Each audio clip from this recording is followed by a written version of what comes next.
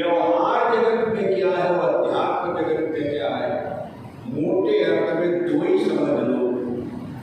तो जो व्यवहार जगत में निंदनीय हो सकता है वो भगवान की नजर में वंदनीय भी हो सकता है। इसलिए निर्णय करने वाले तुम नहीं, निर्णय करने वाले आप नहीं है। कई अयोध्या की नजर में निंदनीय है, विश्व की नजर में निंदनीय हो सकती है, लेकिन राम की नजर में तो वो वंदनीय है। वहां से तो हम गिरा नहीं सकते, अब उस जगह से हम कहीं को गिरा भी नहीं सकते। ऐसे ही विभीषण के चरित्र को देखें तो विभीषण को राष्ट्रद्रोह के कारण विभीषण नाम रखना मुश्किल है, जैसे कहीं नहीं। विभीषण व्यावहारिक जगत में निंदनीय है, लेकिन प्रभु श्री राम से पूछो तो बोले तुम सारिखे संत प्रिय मोरे, धर्म देह नहीं आनंदी हो रे। तू जैसे संत मुझे प्रिय है, तुम जैसे संतों के लिए मैं अवतार लेता हूँ। ये राम का वचन है विभीषण के प्रति। तो विभीषण राम की दृष्टि से वंदनीय होगा, हमारी आपकी दृष्टि से निंदनीय है, क्योंकि हमारी आपकी दृष्टि स्वार्थ परक हो सकती है, ईश्वर की दृष्टि स्वार्थ परक नहीं हुआ। इसलिए हमें बहुत सोच के वाणी का प्रयोग करना चाहिए। वाणी कैसी है? आइए, ऐसी वाणी किसी के मुंह से निकले खराब, अच्छी हो खराब दोनों हो, ऐसा चरित्र है एक हमारे राम जी मानस में। वो चरित्र कौन है? बोले भरत का चरित्र ऐसे ही है।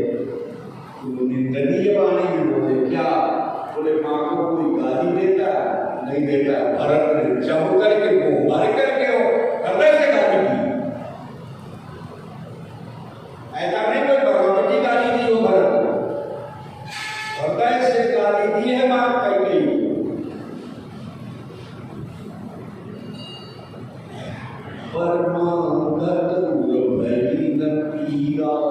अरे कर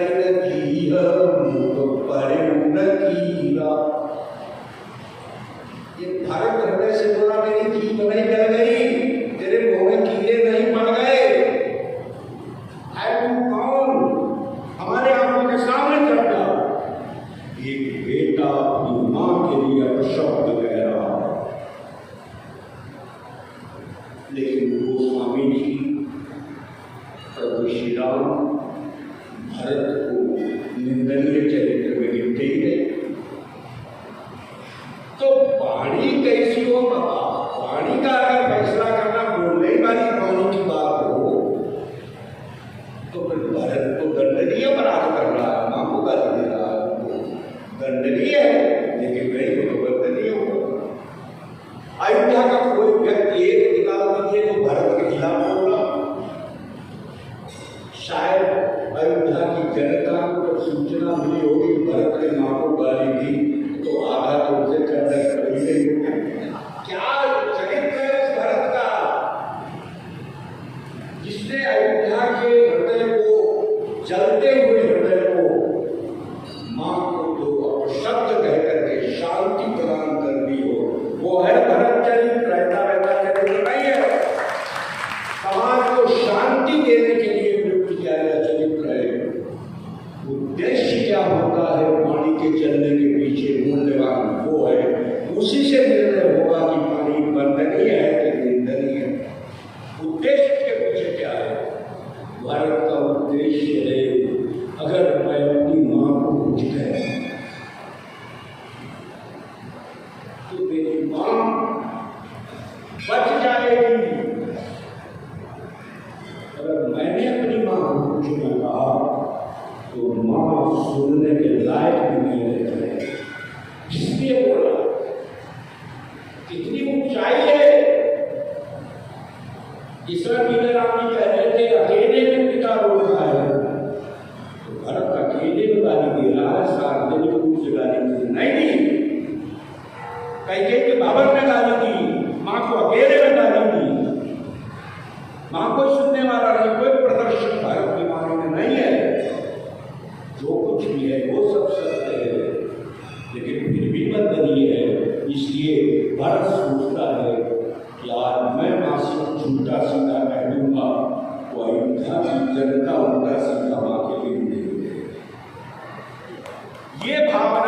हमारे अंदर होगी तभी तो जाकर के हमारा कल्याण होगा। भारत के लिए हम शब्द चुने।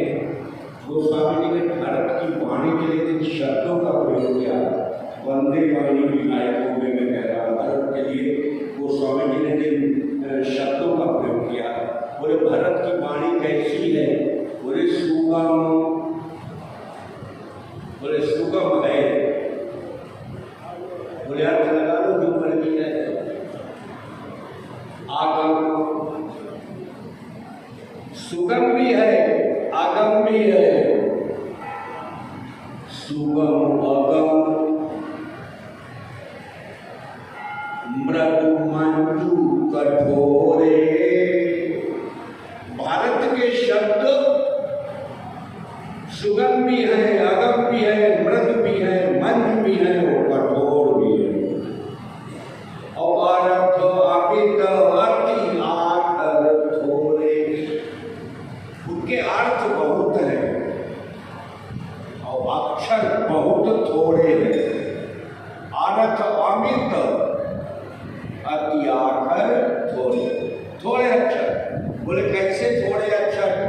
उपमा दी है गोस्वामी जी ने, दृष्टांत समझ लो, उदाहरण समझ लो, उपमा समझ लो, जो समझ लो। क्या कहते हैं? जो मुकुर मुकुर निज पानी। दर्पण आपके हाथ में हो और दर्पण में आपका मुख हो। अब दर्पण में मुख तो देख रहे हो, दर्पण हाथ में पकड़े भी हो, लेकिन अंदर वाले मुख को आप पकड़ के दिखा दो, पकड़ लो, कभी नहीं आएगा, बाहर है। भारत की वाणी कैसी है? बोले मुख मुकुर मुकुर निज पानी और कहीं न जाए यश अद्भुत वाणी। बंदे वाणी, अद्भुत वाणी। भारत की वाणी ऐसी वैसी नहीं है, अद्भुत वाणी है। आत्मा है रथी, बुद्धि है सारथी, इंद्रियां हैं घोड़े और मन है लगाम। कैसा कठोर में वर्णन आया। मैं क्रमानुसार आज चौथी सभा में जहां से चर्चा की वैसे करना आप उसको बनाना चाहता हूं। अब ईश्वर का भजन क्या है? तो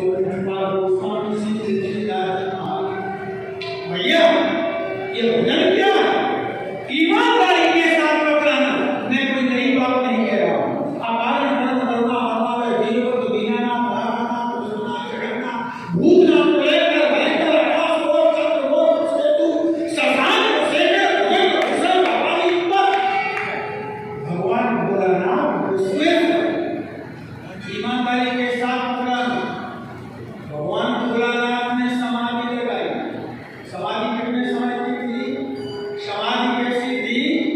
गोस्वामी महाराज ने शंकर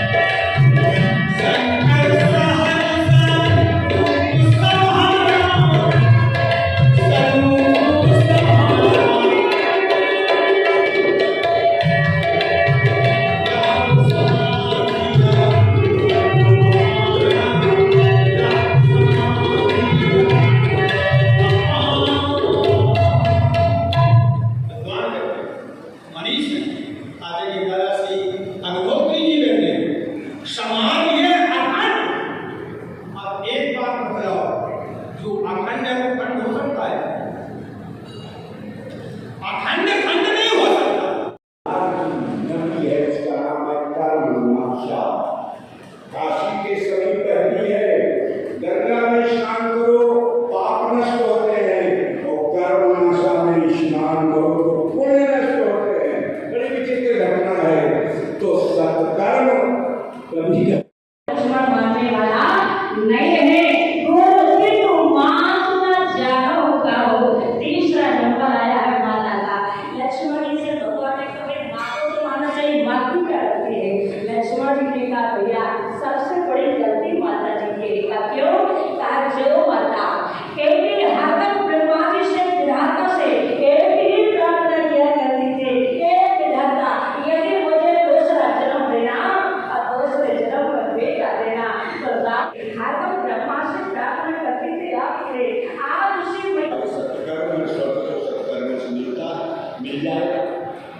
बोले इसी शरीर से जाएंगे, विश्वामित्र बोले इस शरीर देगा परमात्मा स्वर्ग को जाएगा। तो फिर बोले आपके वशिष्ठ